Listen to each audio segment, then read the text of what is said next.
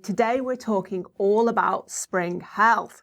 Wood. The wood element. Yeah. So we're going to be talking about what the wood element means for your physical and emotional health and well-being. And we're also going to be offering you lots of tips for your emotional health and emotional nurturing during the spring months, some feng shui tips. And what you should be doing around this time of year, yeah. And also some lifestyle tips. So we hope you enjoy it. If you're new to our channel and want to learn more about how Wu Wei wisdom can help you connect to your authentic self, flow effortlessly through life, and live with absolute 100% passion and purpose, please subscribe to our YouTube channel and click the bell notifications button to receive all our latest video updates. So to begin with, David, let's talk about the wood element. What does that actually mean symbolically in Chinese medicine? Well, remember we've spoke about this on other videos. This idea that the Chinese split up the year into five elements. So fire is summer, earth is late summer, metal is autumn, water is winter, wood. Spring. And so I can remember once in China, it's funny how these things kind of stick in your mind. One of the masters I was working with and learning from, he said to me, David Lee, there's no mysteries in the universe. Just look out the window. And it's a kind of a funny thing to say, because this is the basis of Taoism, really, is understanding the flow and the nature of the universe, and understanding that we're part of the universe. So this part of the year now, the wood, is the spring.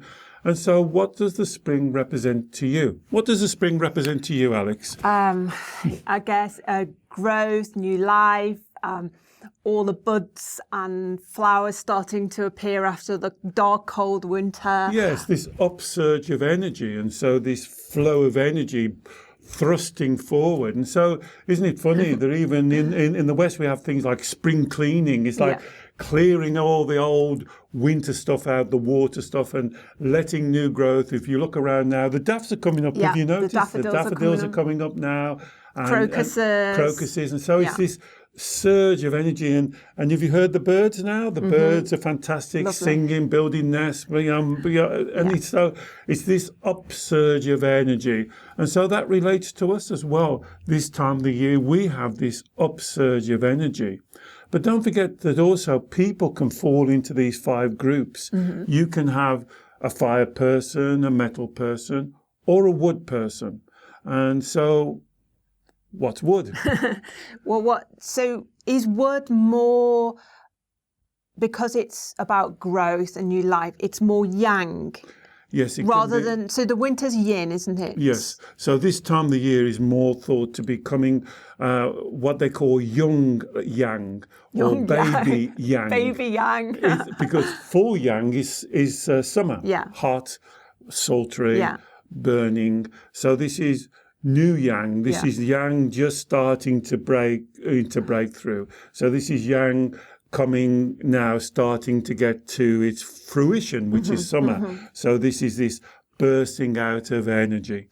So this energy, when it bursts forth into our life, I guess in terms of wood, it's symbolic of new ideas, new opportunities that we want to welcome into our life. Would that be right? Yes, it can be that. It can be that this thrusting forward. So you would think new adventures, planning your holiday, looking at new projects, seeing new things that you can do, wanting to change old relationships. So for a wood person, this is the time where they want to changing your wardrobe. This is a great thing. Swapping up your partner. Get rid of your partner, start new. Get a fresh new one.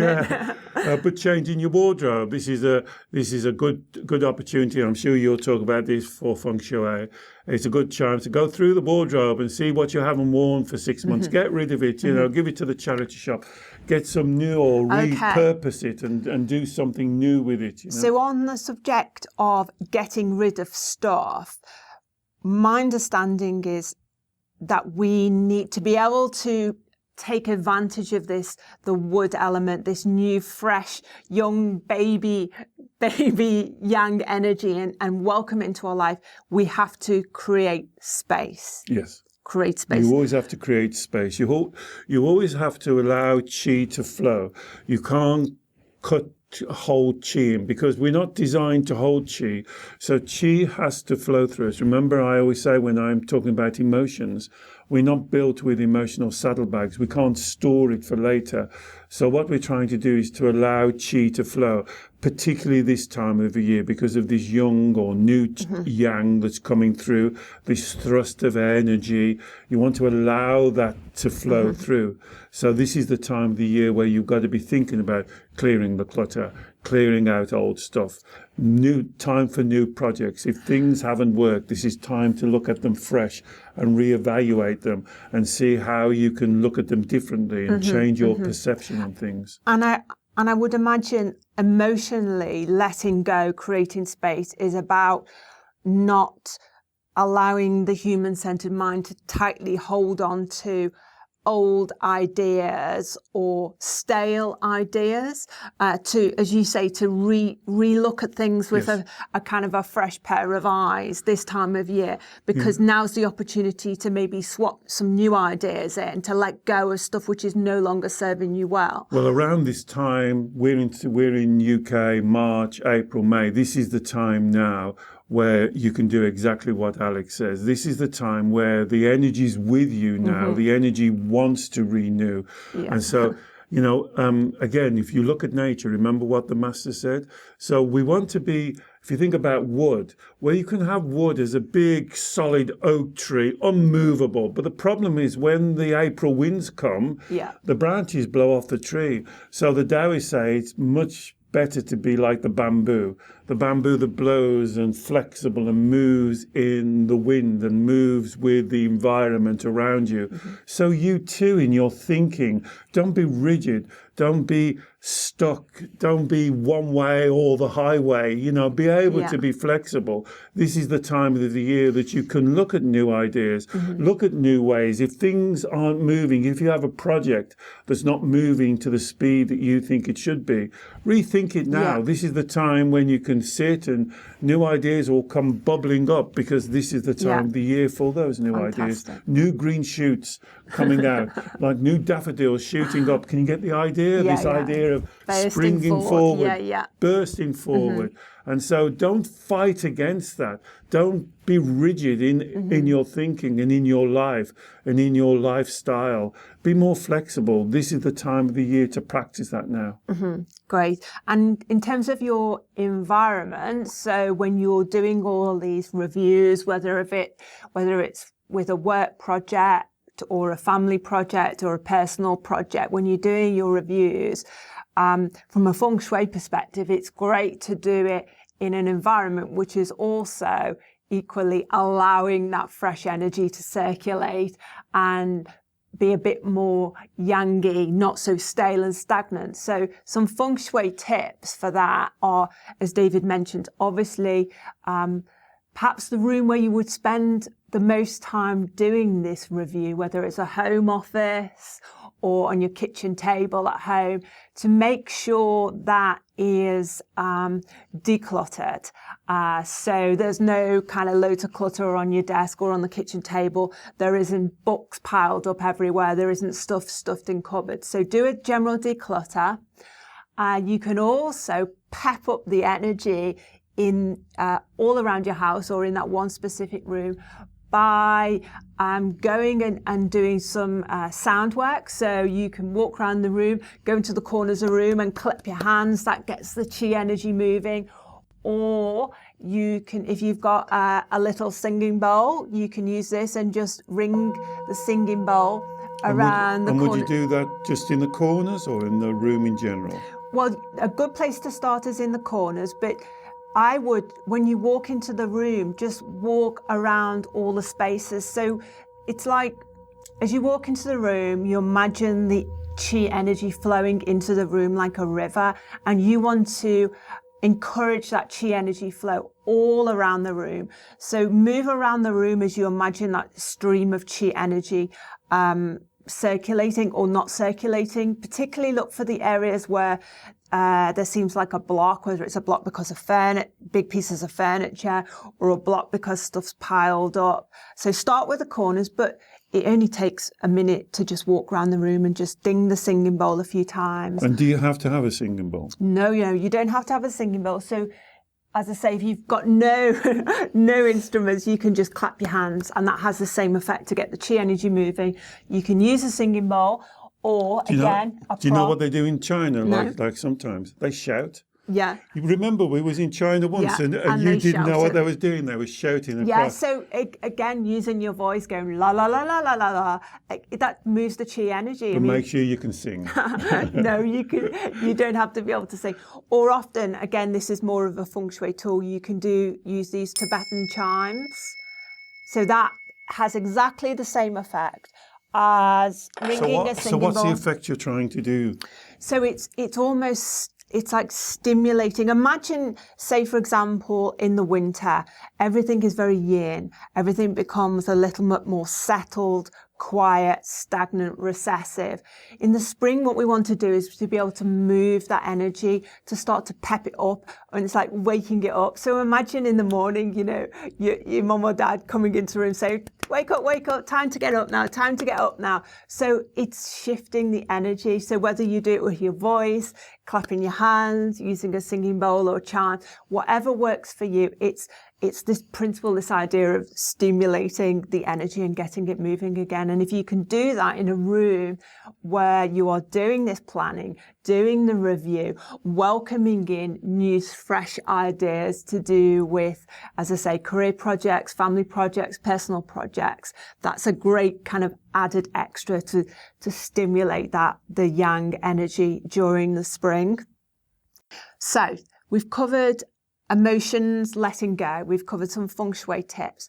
Now, my understanding, David, is that associated with the wood element for spring, the main organs that a traditional Chinese medicine practitioner looks at are the liver and gallbladder during the spring months. Do you want to talk a little bit about that? So the liver and the gallbladder cover emotionally. Let's do the emotions first. The liver and gallbladder are things like frustration, anger, resentment, and things like that. So be very careful if you're encountering any of those type of the emotions, because they can either be out of balance. Remember the pendulum? So they can be out of balance one way when you're very, very angry and somebody says something and you're down their throat, or it could be the other way when you are keeping the anger penned in and you're holding on to something and you can't let it go. You're uptight. You're kind of brooding on stuff. Yeah, you're holding on to things. So this is what you have to avoid this time of the year.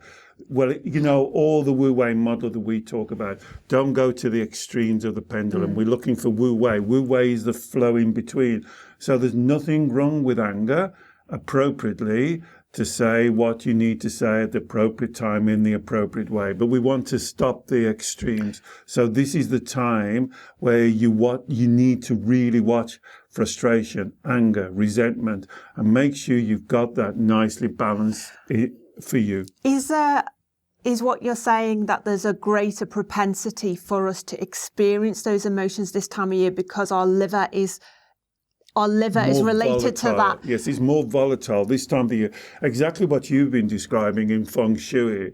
That type of thing is happening inside of your body. And so this is why Taoism is about aligning with nature, being like nature. So this movement that Alex spoke about, the doing around your room, around your home, is happening inside of your body as well. So you have the propensity to swing out very quickly from one side to the other. Another interesting thing for ladies, your liver is associated to your menstrual cycle. So particularly around this time of year, March, April, May, you may find around your cycle, your emotions are even more extreme than normal.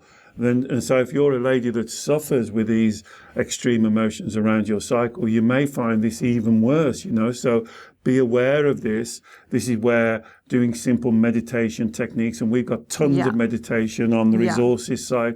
Just learning 5-10 minutes a day to be focused, to be centered, to understand that the energy is on this upward surge. You don't have to let it take over you.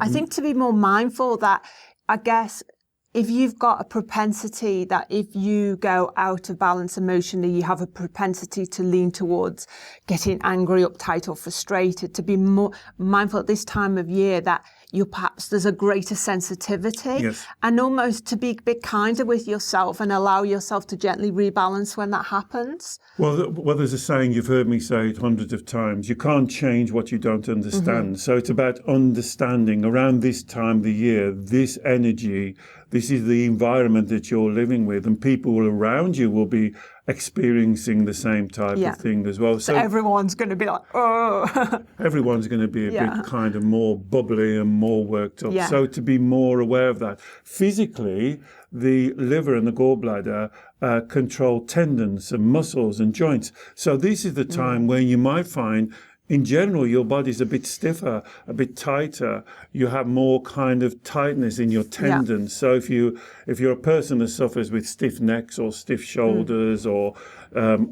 fingers, say they're a bit stiff, these are the time of year you may find that is kind of getting a little bit worse. Now, I'd certainly think about visiting your local acupuncturist around now, because this is the time that just a general seasonal treatment would help you, because they will be working on the liver and the gallbladder points just to bring you more into a balance. So it's almost like balancing up that wood energy inside of your body, trying to get it balanced. So you are more like the bamboo, more flexible, more flowing, not so tight, not so edgy, not so on a kind of a tightrope, but a little bit more flexible, a little bit more softer, a little bit more able to flow with what's coming on around you. So this is the time of the year that you have to do that. I think it's really good. You see in China, you see it all the time, but particularly around this time of the year, the older Chinese people wear scarves around their neck. Yeah, because there's a wind. There's a wind point. I can't really show it to you, but it's in the base of the neck here. Oh, that's it. We can see it. And these are the wind points. So around this time of year, I would recommend, especially, the April showers, the April winds, is to wear a kind of a scarf and keep your neck and your shoulders warm. And perhaps at night when you're reading a book, watching TV, just keep Which that is part. what I do all the time. Well, you're like an old woman. You're wrapped up with a hot water bottle. There's a lovely Chinese term for this idea of bundling up, they call it, and it's Wu, W-U, Wu, a bit like Wu Wei. Wu means bundling up. I think it's, my nana used to say, near cast the clout till May is out. Exactly. Old-fashioned saying, you see. Some of these old-fashioned sayings have a lot of value, But the idea of, I know in Chinese medicine, this concept of wind invasion. Yeah, it's a big thing, wind invading the body. How often do you kind of experience, it's almost like you feel the wind entering into it's almost, the weather can mislead you, can't it? Because you sometimes you get the bright sunshine, you think, oh, fantastic, it looks a bit warmer, I'll go out. But then you'll get a sharp, cold blast of wind, and that is what you have to be careful of, entering those wind points. Absolutely. You have to make sure your collar's up, your scarf's on, you're bungled up, and you're nice and protected, because when that wind gets in, it's that wind invasion, and that can make things go tight. If you think about when you feel cold, you go tense, you go tight, and that's really what we're trying to avoid. You want to keep the energy moving and flowing. So, David, you've got some interesting tools here. Do you want to show us some? Yeah. So one of the traditional, I'll give you that one. There's one of the traditional ways in traditional Chinese medicine we use. I don't know whether you can see them. Yeah. They're cups. Originally, cups. In ancient times, they were bamboo cups. And so this is what an acupuncturist would use at this time of year for wind invasion. Okay. Well, you can use it all through the year. They're very good for a tightness in muscles, back spasms, getting out wind, and that type of thing. So what we do is to get a little bit of cotton wool and put some surgical spirits, I couldn't think of the word, surgical spirits on it, and just set it alight. So there's a flame, and you put the flame inside there, so you suck all the air out, and you put it on the person's skin. Now, you showed me some pictures of some stars, as in America. A lot of kind of celebrities and athletes use it because it's great. Cupping is great for getting rid of muscular aches and pains and stiffness in your muscles. Unfortunately, or fortunately now, because it's becoming a fashion statement, it can leave like a love bite, like a bruise, like a circular mark. bruise mark, but that only lasts for a few days. Not even a few days, a few hours, like sometimes. But you can put those on parts of your body. Yeah. You could put them on your back. I'll give you a secret. From all the acupuncture treatments, this is the one that Alex likes the most. Yeah, I do. I find it very effective, and I like the kind of warm sensation as well, because I like warmth. So what it does, it goes on your skin and it sucks. It actually sucks. It's almost drawing out the pathogens. That's the concept, isn't it? That's exactly what it's doing. So it's invaded, and then it's like dragging them out. Hold on a minute. Out you come. So that's as a preventative. So not once the cold is massively developed. No. If you just feel like you've got a bit of a chill, having a cupping treatment is great. And what's the other thing you've got down there, David? So this is called moxa, a moxa stick. Again, I don't know whether you can see it. Hold on. Yeah. A moxa stick. So moxibustion is a Chinese herb, and it comes in several forms. It comes in a stick like this, which is what most people use because it's just handy. But it can also come loose, and some acupuncturists will make a little pile of moxa and put it onto acupuncture points and set it alight. And it kind of smolders. Smolders. I couldn't say the word. So you light it. But what you do is you can follow a meridian of the body around. Okay. And it clears. So it's passing the smoke around along the line of the meridian. It's the heat, and the value of the herb goes into the pores of the skin. It's very pleasant. It's not uncomfortable at all, because the acupuncturist will be following. So I'm following up the large intestine meridian now, you see. So it would come up, and say you had a stiff neck. The acupuncturist would work around your neck and work down. Again, very pleasant. But this would be clearing cold and clearing wind. So again, if you've been invaded, and this is normally what a stiff neck is, if you think about it, it's an invasion of cold wind. This is in that way an acupuncturist would clear it. So don't be scared if he gets this out and like a wand. Like a wand, starts waving it about in front of you. Yeah. Some people like the smell of it. You're a bit unsure. It's okay. It's quite a strong herby smell, isn't it? It's a very strong herby smell. Some people like it. Some people don't like it. Personally, I like it. I mean, I would use these as a kind of a incense burner. Because it reminds me of China. Yeah. And so you get this smell a lot in China, and a lot of acupuncturists would use moxa sticks and moxibustion all of the time in China. So I like the smell of it. It takes me back to China. But it's a kind of you can make your choice. But the smell doesn't linger, and it's more the heat and the action of the herb that the Chinese are looking for, especially around this time of the year. If you go and visit your local acupuncturist, you'll normally see him suggest moxibustion, or moxa they call it, and that's what they're suggesting.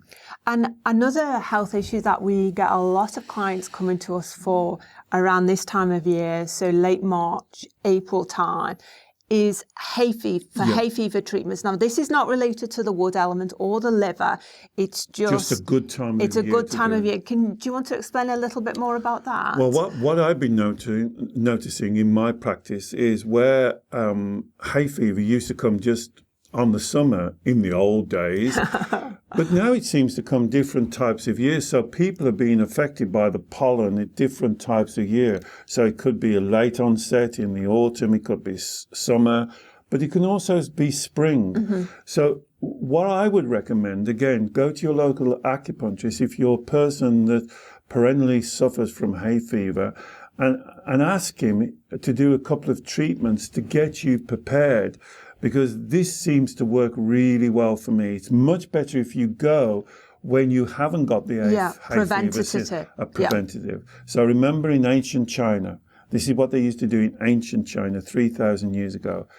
You would pay the acupuncturist by produce, rice from your fields or chicken or whatever, when you're well, and stop paying him when you're ill. So it's totally different to what we do in the West. Yeah. So the whole of Chinese medicine is built on preventative. So it's quite in order to go to your acupuncturist and say, I normally suffer from hay fever.